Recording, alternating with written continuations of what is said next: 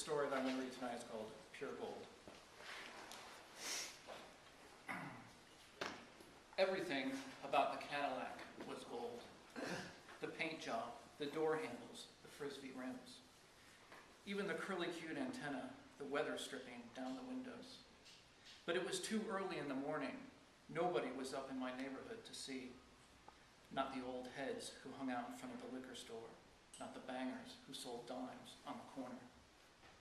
The sedan pulled up to the apartment, beeped, so I knew it was them. I went down the walkway, got in the back seat. Mind your shoes on the leather, Uncle Bob said. Then we were off in the brand new Fleetwood, curling up the Central Freeway on-ramp, gliding out over the rooftops of the city. Grandpa driving with his knee, fiddling with the knobs and levers and shifters of the luxury car. The radio clicked on, blaring a polka. The wipers stood up and fell down across the dry windshield. What do you want? You cold? You want heat? Uncle Bob leaned over, turning more knobs and flipping other levers. Do you feel that? Is it blowing on you? You want it on your feet, too? Drifting, we bumped over reflector nubs. The grooved concrete roadway hummed underneath the tires. We accelerated suddenly. My chin dipped forward and snapped back, and we slingshot on the Highway 80, heading east. Even the bulb of the shifter, the latch of the glove box, even the buttons in the leather seats, the teeth in the ashtray. Quietly, I clapped together my high tops. Thin zigzags of dried mud flaked off the soles onto the gold-threaded carpet. Apple Festival, here we come, Grandpa said, drumming the steering wheel. He held his hand up for a high five. I left him hanging. He acted hurt. What's wrong with you? You don't like apples? They're the all-American fruit, for Christ's sakes. I shrugged. We floated over the Bay Bridge and down into the flats of Oakland. Grandpa set cruise control, lowering the steering wheel a notch, slid the electric seat backward a little. Hey, sorry about your birthday, he said to the windshield. You got the card, though, right? I had to think. I got the Christmas card, I said. Is that what you mean? Yeah, that card. That's the one. Picture a polar bear wishing generic holiday greetings, a crisp $10 bill. Thanks, by the way. We sailed by Berkeley, Richmond, some town I forgot the name of, hidden ashamed and frightened behind graffitied sound walls. I undid my seatbelt, slouching in the seat, wishing this was over, and I was hanging with my friends instead, shooting hoops, smoking cigarettes, tagging anything with a flat surface. I waited for Grandpa or Uncle Bob to mention my dad, say something he said to say to me, but they didn't. We all just stared straight ahead. Today'll be fun. Bet you'll enjoy it. I used to take the boys when they were growing up. Uncle Bob nodded, passing Grandpa something in an etched flask. Grandpa wiped the rim, passed it back. I remember them apples. Every fall we'd go, nearly, almost. Right, Dad? I remember you hated apples. You said you were allergic. Uncle Bob made a face. The green ones, just the green ones. They're bitter, sour. You said they made your throat swell up, Grandpa said, wiping the rim again. You told Mama the only apples you'd eat were candied ones.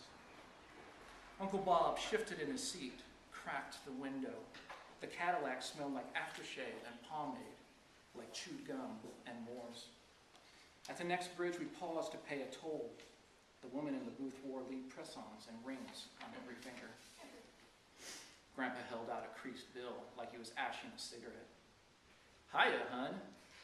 His arm dangled out the window. He smiled broadly as the lady leaned far out the booth, dealing back the change. Doll, you got the longest line, he continued. Now I see why. She gripped the edge of the booth, her shellacked nails digging in, straightening herself up. Uh-huh, she said. Drive safe. Even the trim on the armrest, the numbers on the clock, even the dial of the speedometer, now chasing 85. Candied ones never made your throat swell, Grandpa said, wiping the rim. You could candy her and something would swell, Uncle Bob said.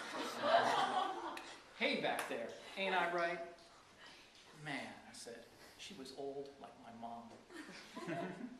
Attaboy, see that? He backstroked his arm over the seat back, showing me his profile. And you were worried about him, Dad. I told you he'd be okay. He's got smarts and his head's on straight. He's got it figured out. Where'd he get all them answers? Huh, Uncle Bob said. Not from us. And it was true. These were my role models, the men in my family who were supposed to set the example. But I hadn't seen Grandpa in nearly a year, Uncle Bob in almost 2. I was growing up, but I didn't know the rules. I didn't know how it all happened. What I understood, without anyone to show me, was that becoming a man was as simple as biology. You got taller, taking up more space with dumb meat until you're big enough to force your way through the world. He ain't gonna make the same mistakes.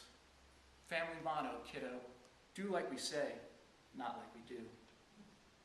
When we were almost to the mountains, to gold rush country, signs started popping up on the highway. Homemade wooden ones cut in the shape of apples, with worms poking out, pointing the way. We turned off the highway down a road to a town where everything smelled like apples and was painted in the colors of apples, where the locals wore symbols of apples patched into their clothing and pinned to their hats. You sure this is the place, Dad? Uncle Bob grinned. Grandpa bought a sack of apples as gold as the Cadillac. I watched with amazement as he gnawed one down to just a stem. He spit the seeds into his hand and tossed them over his shoulder. How'd you do that, I asked, chewing all that junk in the middle? That's nothing. I grew up in the Depression, kiddo. We used to eat shoe leather and pretend it was steak. The whole main street was roped off. Islands of vendor stalls were strung along both sides. Tinfoil streamers were tied to almost everything. We looped the blocked-off block, listening to Grandpa tell about soup lines, bread lines, employment lines. He waved his arm across the panorama of the festival. That's why I love coming to these things. Reminds me to be thankful for what I got. Then we did our best impression of a typical family, sharing pie, fritters, even a candied apple as a joke. We ate until we ran out of concession stands, and the only aisle left to go down was the one with the Carney games. We stopped at the basketball one, sink 3 shots, and get a stuffed dog. Grandpa asked, "Still playing ball, right?" I nodded. He gave the barker a $5, shoveled me the rock. I spun the ball lightly in my hands to get the feel, gripped it so that my fingertips sat in the seam. The way Dad taught me to, I remembered. I cocked back, switched in the first. I had a pretty good game against Galileo last week, I told them, banking in the second. I scored 23 points, made the paper that day, the next day. Grandpa and Uncle Bob looked impressed. Wow, that's something. That's real good. Better you saved a copy or 2. The barker just passed me the rebound. We should have been there. We had no idea, kiddo. I mean, of course you got our talented genes, but next time we will for sure. I smiled, gave the ball some English in my hands. Soon after, we were headed to the car. We were full and we'd seen all there was to see. Uncle Bob swapped Grandpa a flask, now filled with apple brandy, for keys. Hey, he put his hand on my shoulder. You got a low post move? A baby hook? Sure, I know. Nowadays, everybody wants to dunk. But a kid your size with a baby hook shot? Unstoppable, he said, unlocking the caddy. I used to play a little. I could show you sometime. I threw my blue Snoopy in the back. Before climbing in, I made sure my kicks were clean. Yeah, that'd be cool. Uncle Bob rode the slow lane the whole way, but still we got home too fast. Now, I didn't want this day to end. We crossed the Bay Bridge and sunk down into the city. The car pulled up to my building. So when's your next game, kiddo? For real, I said. This Friday. You interested? You bet, they smiled into the rear view. Wouldn't miss it for nothing.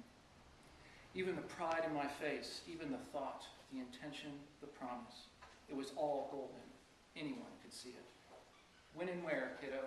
Tell us, and we'll be there.